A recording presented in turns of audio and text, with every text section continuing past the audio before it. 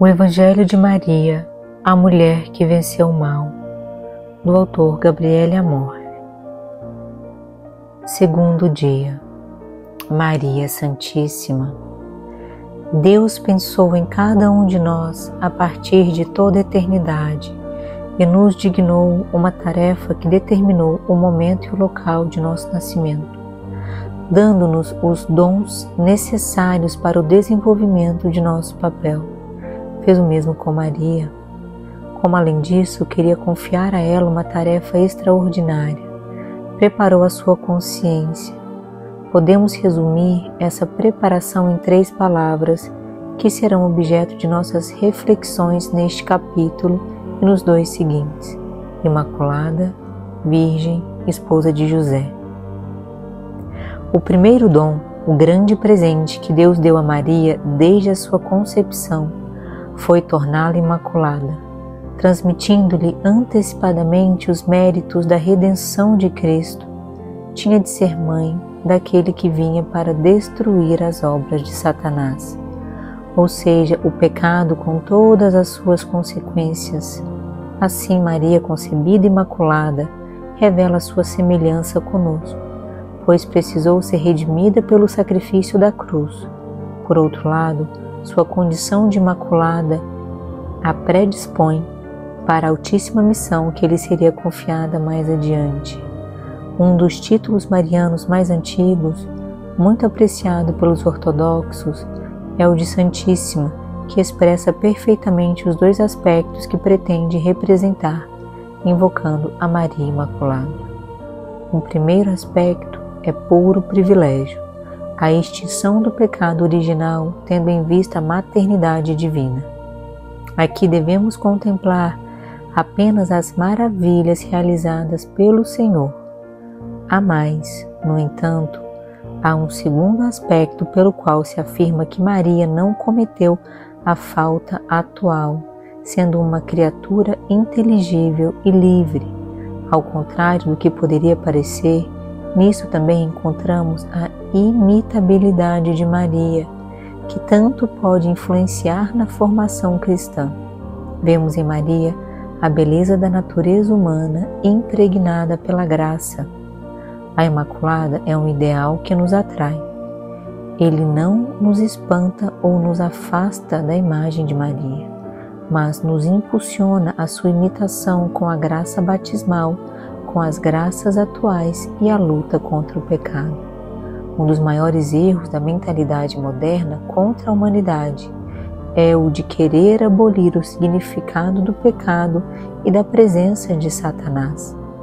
Assim, ignora-se a redenção, que é a vitória de Cristo sobre o pecado e o demônio.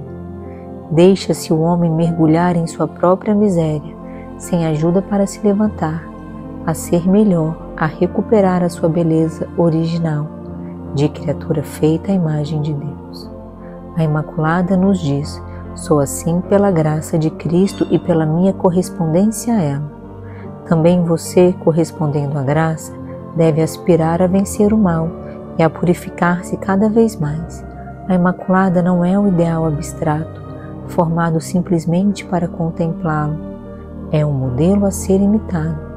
Assim mesmo, é belo percorrer o caminho amplo que levou à definição dogmática da Imaculada Conceição em 1854.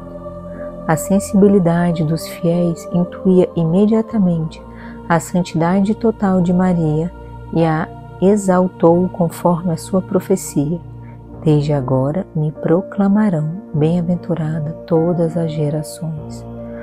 Evangelho segundo São Lucas, capítulo 1, versículo 48. Veja que ao proclamar Maria como Santíssima, a intenção era manifestar sobretudo que ela nunca havia cometido pecados atuais. E nesse sentido pronunciou-se o Concílio de Trento anteriormente. No entanto, a reflexão e a convicção do povo de Deus fora mais além, intuindo que a santidade total de Maria era incompatível com o pecado original.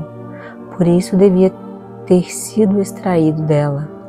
Era preciso aprofundar a reflexão bíblica e teológica sobre esta verdade. Sabemos que os dogmas são pontos firmes que não impedem os estudos e o aprimoramento, mas os orientam no sentido justo. Sabemos que a proclamação dogmática de uma verdade significa que ela está contida na Sagrada Escritura, mas nem todas as verdades estão escritas com a mesma clareza. Algumas são ditas explicitamente, a ressurreição de Cristo, por exemplo. Outras estão registradas apenas de maneira implícita e são necessários tempo e a luz do Espírito Santo para colocá-las em evidência. Por isso, não nos surpreendem as vacilações e dificuldades. Sabe-se que Santo Tomás de Aquino era contrário ao dogma da Imaculada Conceição, pois temia que assim a Virgem estivesse excluída da redenção. Para ela teria sido uma ofensa e não uma exaltação. A dúvida era real, bem fundamentada. Era preciso solucioná-la. Quem a resolveu foi Duns Scoto, compreendendo que Maria devia a sua isenção do pecado aos méritos de Cristo, que lhe foram aplicados previamente. Assim, Maria é o primeiro e mais belo fruto da redenção. Outra dúvida frequente é a seguinte: se a Virgem foi tentada por Satanás, se poderia ter pecado? A Virgem, como todos nós, certamente tinha o mesmo dom da liberdade que nos deu o Senhor e que faz parte de todas as criaturas superiores. No passado, quando era costume exaltar os privilégios, pensava-se que Maria tinha uma impossibilidade moral de pecar, quanto às tentações do demônio, assim como as teve Jesus. É certo que, embora o Evangelho não manifeste, tivera-as também Maria, pois esta é a condição da humanidade, mesmo antes do pecado original.